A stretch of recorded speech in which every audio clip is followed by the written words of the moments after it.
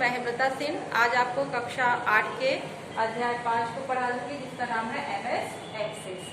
तो MS access पढ़ाने के पहले मैं आपको डाटाबेस के बारे में बताती हूँ। डाटाबेस जो है आसान स्टोरेज और प्रयोग करने के लिए ऑर्गेनाइज डाटा का समूह होता है। और डाटा जो है सूचना का एक टुकड़ा है और जो टेक्स्ट, इमेज, संख्या और मीडिया क्लिप तक को असीमित मात्रा में सम्मिलित कर सकता है। और अगर हम कहें डाटाबेस मैनेजमेंट सिस्टम, तो डाटाबेस मैनेजमेंट डाटाबेस में डाटा को जोड़ने, मिटाने के लिए, डाटा को बनाने के लिए तथा सुधारने का कार्य करता है। यह डाटा को प्रयोग करके रिपोर्ट बनाता है। जो सॉफ्टवेयर इन कार्यों को करता है उसको हम डाटाबेस मैनेजमेंट सिस्टम कहते हैं। तो कुछ प्रचलित डाटाबेस मैनेजमेंट सिस्टम है, जैसे MS एक्सेस है, ओरेकल है, SQL है, फॉक्सप्रो है। ये सब जो है डाटाबेस मैनेजमेंट सिस्टम सॉफ्टवेयर है। तो इस अध्याय में हम MS एक्सेस के बारे में पढ़ेंगे। तो MS एक्सेस भी एक डाटाबेस मैनेजमेंट सिस्टम का उदाहरण है। MS मतलब माइक्रोसॉफ्ट एक्सेस। तो ये माइक्रोसॉफ्ट कंपनी के द्वारा बनाया गया है। Microsoft Access MS Office suite का ही एक प्रोग्राम है, और जो अन्य प्रोग्राम की तरह सिस्टम में फाइल को व्यवस्थित करने और रिकॉर्ड को रखने की अनुमति देता है। MS एक्सेस के जो कुछ मुख्य लक्षण हैं, जिसमें MS एक्सेस एक विंडो आधारित एप्लीकेशन है। इस प्रोग्राम में आप किसी अन्य एप्लीकेशन से एक्सेस में डाटा को कट, कॉपी, पेस्ट कर सकते हैं। और MS एक्सेस में कॉलम को टेबल के रूप में हम बना सकते हैं। यह यूजर फ्रेंडली वैलिडेशन टेक्स्ट प्रदर्शित करता है। यह डाटा को फॉर्मेट भी कर सकता है। और यह एक डाटाबेस के लिए डिस्क फाइल और संबंधित सभी ऑब्जेक्ट को व्यवस्थित करता है। और डाटा को एक्सेल, फॉक्सप्रो, ओरेकल और डाटा फॉर्मेट से इंपोर्ट या एक्सपोर्ट कर सकता है। तो हम डाटा के sort, order, filter, table view और फंक्शन को सेव कर सकते हैं। तो MS एक्सेस जो है एक डाटाबेस सॉफ्टवेयर है। और डाटाबेस सॉफ्टवेयर की हमें इसलिए ज़रूरत पड़ती है कि अगर जैसे आप MS वर्ड यूज करते हैं, MS एक्सेल यूज करते हैं, तो इन सॉफ्टवेयर में आप बहुत अधिक डाटा अगर स्टोर करना चाहे, रिकॉर्ड को स्टोर करना चाहे तो नहीं कर पाते हैं। और इनमें जो है आप कुछ डेटा को, जैसे अगर आप एक पर्टिकुलर डेटा को देखना चाहते हैं या कुछ पर्टिकुलर डेटा को डिलीट करना चाहते हैं, तो आपको पूरी स्क्रीन को स्क्रॉल करके पूरे पेज, अलग अलग पेज पे जाना पड़ता है, जिससे आपको समय अधिक लगता है। लेकिन ये जो डाटाबेस मैनेजमेंट सॉफ्टवेयर होते हैं, इसमें आप डाटा को अपनी इच्छा अनुसार अलग अलग कमांड देके आप जो है प्राप्त कर सकते हैं। जैसे आपको कई लाख डेटा है, लेकिन पर्टिकुलर डेटा को प्राप्त करना है, तो आप नेम टाइप करके या जो भी उसका प्राइमरी की है, जो भी फील्ड नेम है, उसके थ्रू आप प्राप्त कर सकते हैं। तो MS एक्सेस को पहले खोला कैसे जाता है? तो MS एक्सेस को खोलने के लिए हम जैसे हम जो है स्टार्ट बटन पे पहले क्लिक करते हैं। स्टार्ट बटन पे क्लिक करने के बाद ऑल प्रोग्राम्स ऑप्शन आता है। ऑल प्रोग्राम्स को जब आप क्लिक करेंगे तो उसमें कई प्रोग्राम की लिस्ट आएगी, जिसमें से आप किस पे उस लिस्ट में हम क्लिक करते हैं माइक्रोसॉफ्ट एक्सेस। माइक्रोसॉफ्ट एक्सेस जो सॉफ्टवेयर होगा उस पर हम क्लिक करते हैं। इस तरह से जब माइक्रोसॉफ्ट एक्सेस पे क्लिक कर देंगे तो यह जो है आपको स्क्रीन दिखाई देगी। और ये जो स्क्रीन आएगी, विंडो स्क्रीन, वो आपको इस तरह से दिखाई देती है। अब ये जो स्क्रीन है बहुत से विकल्पों के साथ टास्क पेन रखती है। MS एक्सेस में डाटाबेस को बनाने के लिए न्यू में हम ब्लैंक डाटा, अब जो स्क्रीन आती है इसमें ब्लैंक डाटाबेस ऑप्शन जो होगा उसको, बहुत सारी जब स्क्रीन आएगी उसमें हम ब्लैंक डेटाबेस पे क्लिक करते हैं। और वहाँ के अब हम जो है अब आप फाइल न्यू डाटाबेस विंडो प्राप्त करेंगे। अब हमको नया डाटाबेस विंडो मिलेगा और यहाँ डाटाबेस का नाम टाइप करके क्रिएट बटन पे हम क्लिक करते हैं।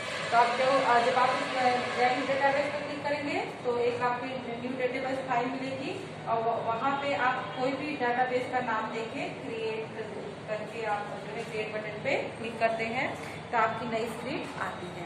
अब जब ये स्क्रीन आएगी आपकी MS एक्सेस की, तो इसमें MS विंडो के घटक के बारे में बताती हूँ कि MS विंडो के घटक क्या है। जो विंडो स्क्रीन आपकी आती है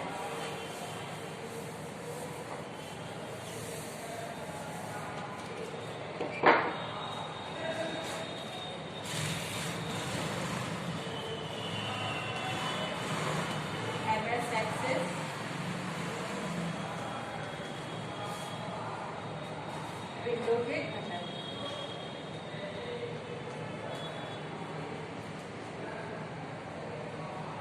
तो MS एक्सेस विंडो के घटक में सबसे पहले आता है टाइटल बार।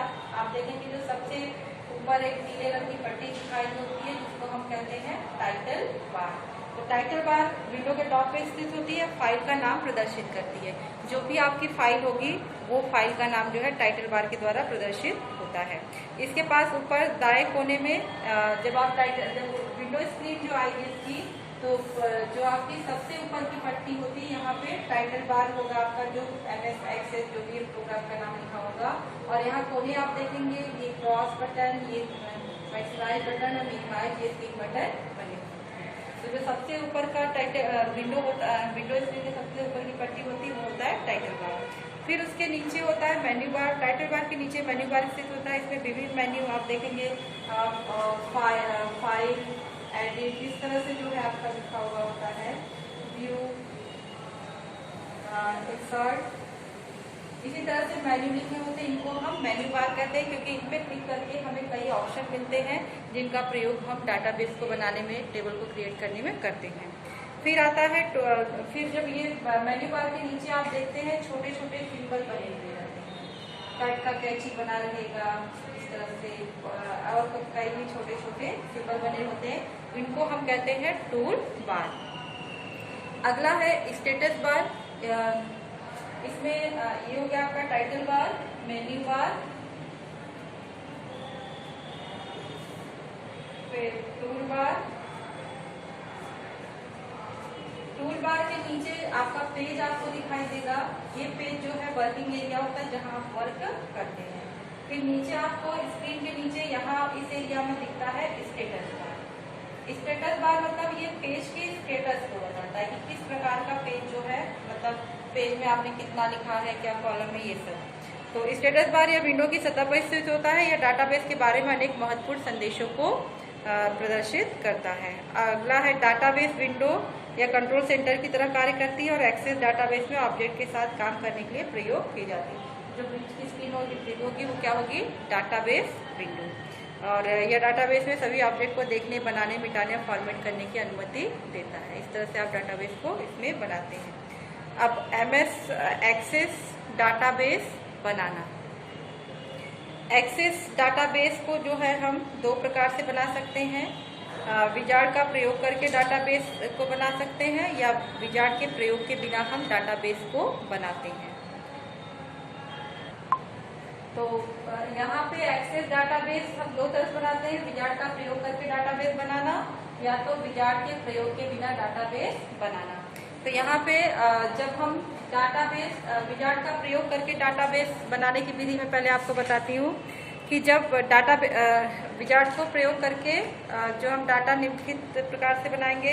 इधर टूल बार में न्यू पर क्लिक कीजिए। पहले आप टूल बार ऑप्शन में जाएंगे, न्यू ऑप्शन पे जो है वहाँ न्यू ऑप्शन लिखा होगा वहाँ पे क्लिक करते हैं। न्यू ऑप्शन में आप जो है उस न्यू पर क्लिक कीजिए या फाइल जो न्यू कमांड पर क्लिक, न्यू कमांड या न्यू फाइल पे क्लिक करना है। उसके बाद टास्क पेन में न्यू फ्रॉम टेम्पलेट में जनरल टेम्पलेट पे आप क्लिक करेंगे और फिर एक टेम्पलेट विंडो स्क्रीन पर प्रदर्शित होगा।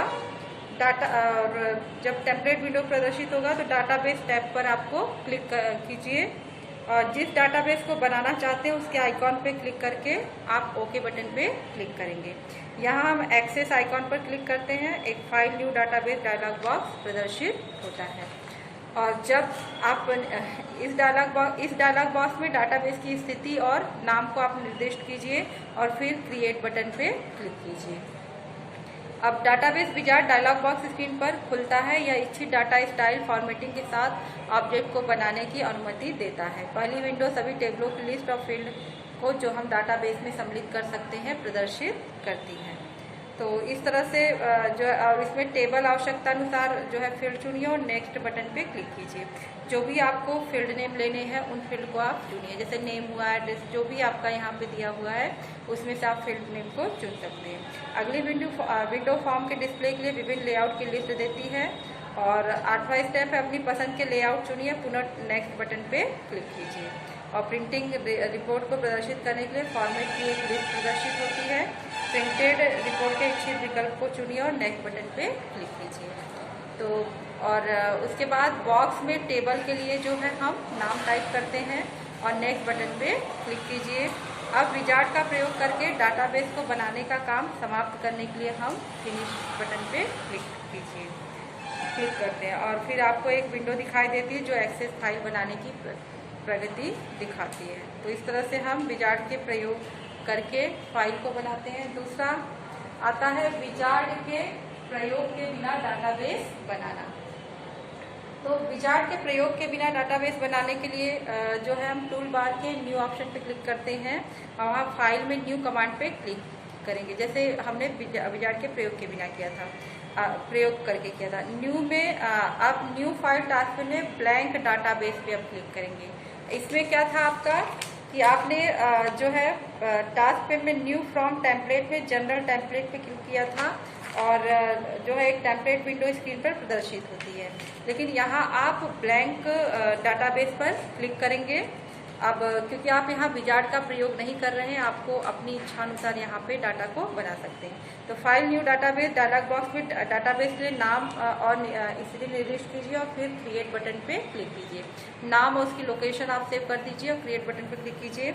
डाटाबेस विंडो स्क्रीन पर प्रदर्शित होती है और फाइल मेन्यू पर क्लिक कीजिए और ब्लैंक डाटाबेस को बंद करने के लिए क्लोज विकल्प को चुनिए।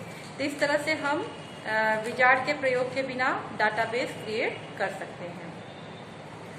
अब आता है टेबल। हम किस तरह से टेबल बनाते हैं। तो टेबल को बनाने के लिए सबसे पहले हम जानते हैं टेबल होता क्या है। तो एक टेबल जो होता है एक निर्दिष्ट विषय के बारे में डाटा का कलेक्शन ही टेबल कहलाता है। मतलब किसी भी विषय के बारे में जो आप एक टेबल बनाते हैं वो जो है आपका जो डाटा का कलेक्शन होता है वो डाटा का कलेक्शन टेबल कहलाता है। और डाटा को एंटर करने के लिए ब्लैंक टेबल बनाने के लिए बहुत से तरीके हैं। इसमें विभिन्न प्री डिफाइंड टेबल से अपने टेबल के फील्ड को चुनने के लिए टेबल विजार्ड हम प्रयोग कर सकते हैं, जैसे बिजनेस से, कॉन्ट्रैक्ट से, हाउस होल्ड, इन्वेंट्री या मेडिकल रिकॉर्ड आदि से। और डिजाइन व्यू में टेबल बनाना है तो जहां आप फील्ड को जोड़ सकते हैं और बता सकते हैं कि प्रत्येक फील्ड कैसे प्रदर्शित होता है या डाटा को कैसे संभालते हैं और प्राइमरी की कैसे बनाते हैं। तो जो प्री डिफाइंड टेबल में है उसमें आपको पूरा फॉर्मेट दिया रहेगा कि आप कैसे टेबल को बनाएं, और जो डिजाइन व्यू में है वो आप अपनी इच्छा अनुसार टेबल को डिजाइन कर सकते हैं।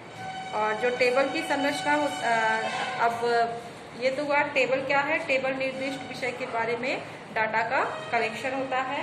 और टेबल की संरचना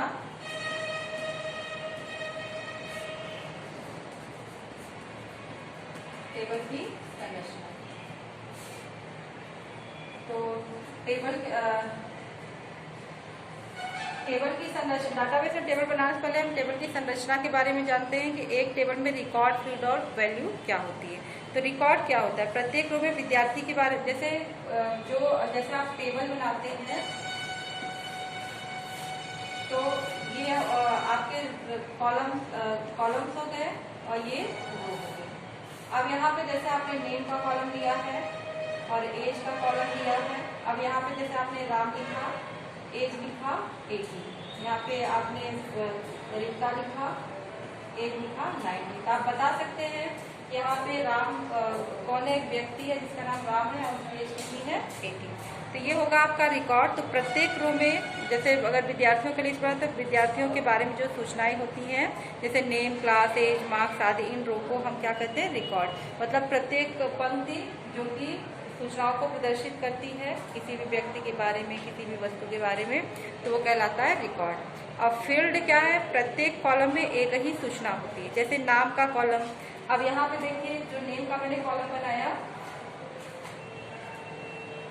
ये नेम नेम लिखा है यहाँ पे। तो नेम को जैसे राम, रीता, तो ये क्या बता रहा है, केवल नेम को बता रहा है। और एज क्या बता रहा है, या नंबर पे एज है तो ये केवल उम्र को ही बता रहा है। तो यहाँ नेम, एज क्या हो गया आपके फील्ड। तो प्रत्येक कॉलम में एक ही सूचना होती है। जैसे नाम का कॉलम, इस कॉलम में केवल सभी विद्यार्थियों के नाम होते हैं, इस कॉलम को हम फील्ड कहते हैं। मतलब एक विशेष प्रकार की सूचना को वो हेडिंग प्रदर्शित करती है। वैल्यू, फील्ड में सूचनाओं को वैल्यू। अब ये जो सूचनाएं मैंने लिखी है, एज जो लिखा है 18 दिया, 19 दिया, नेम में हमने राम और रीता लिखा है, तो यहाँ पे ये सब क्या है वैल्यू। तो ये है टेबल की संरचना में रिकॉर्ड, फील्ड और वैल्यू आते हैं। अब बात करते हैं हम डाटा टाइप की। डाटा टाइप से तात्पर्य है कि हम कंप्यूटर में कई तरह के डाटा का प्रयोग करते हैं, तो वे किस प्रकार का डेटा है। जैसे आप पूर्णांक संख्या लेते हैं, इंटीजर संख्या लेते हैं, या आप कोई अक्षर लिखते हैं तो अक्षर भी अलग तरह के, यहाँ अक्षरों का प्रयोग कर रहे हैं, वहाँ आप संख्याओं का प्रयोग करते हैं। डेट एंड टाइम लिख रहे हैं तो डेट एंड टाइम में आप अलग तरह के जो है फॉर्मेट लेते हैं। तो यहाँ पे ये सब मतलब अलग अलग डेटा को रिप्रेजेंट करने के लिए जो है प्रत्येक फील्ड के पास एक डाटा टाइप होता है। तो आप इच्छा, जैसे यहाँ देखिए, यहाँ हम एज ले रहे हैं तो एज को हम कभी भी कैरेक्टर में नहीं लिख सकते, हम यहाँ पे इसको केवल नंबर में ही लिख सकते हैं। तो यहाँ पे ये पूर्णांक संख्या है तो यहाँ पे डाटा टाइप इसका केवल नंबर ही आएगा। तो अब यहाँ पे कुछ डाटा टाइप की लिस्ट दी गई है।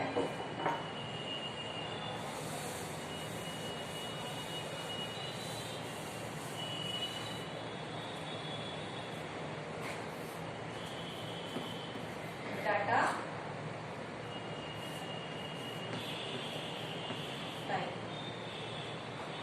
डाटा टाइप जो होता है, डाटा टाइप में सब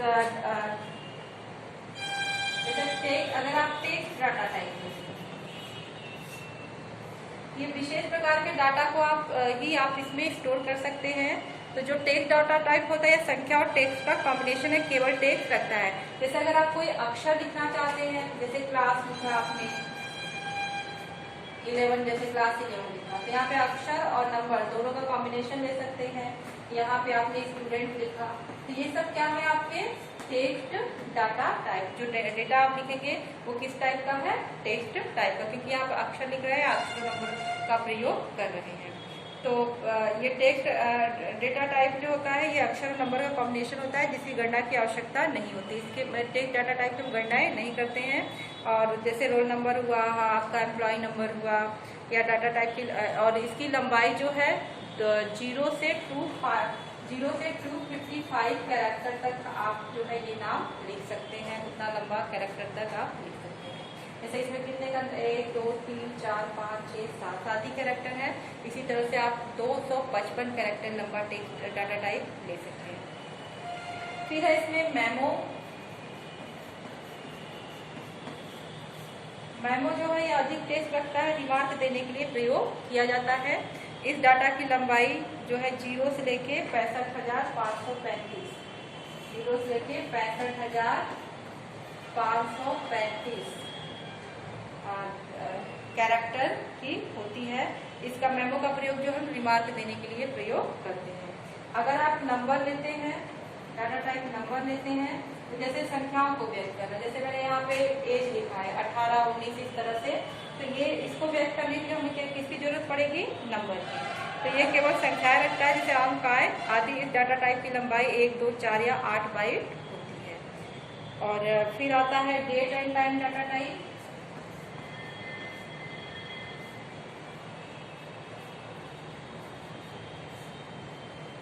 यह केवल डेट तथा टाइम रखता है, जैसे जन्म का टाइम, डेट आदि। इस डाटा टाइप की लंबाई 8 बाइट होती है।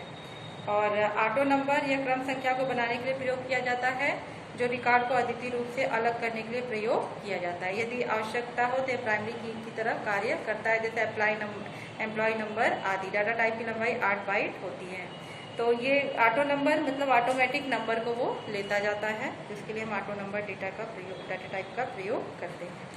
अब हम टेबल को कैसे बनाते हैं, तो टेबल को भी हम बनाने के 2 तरीके हैं।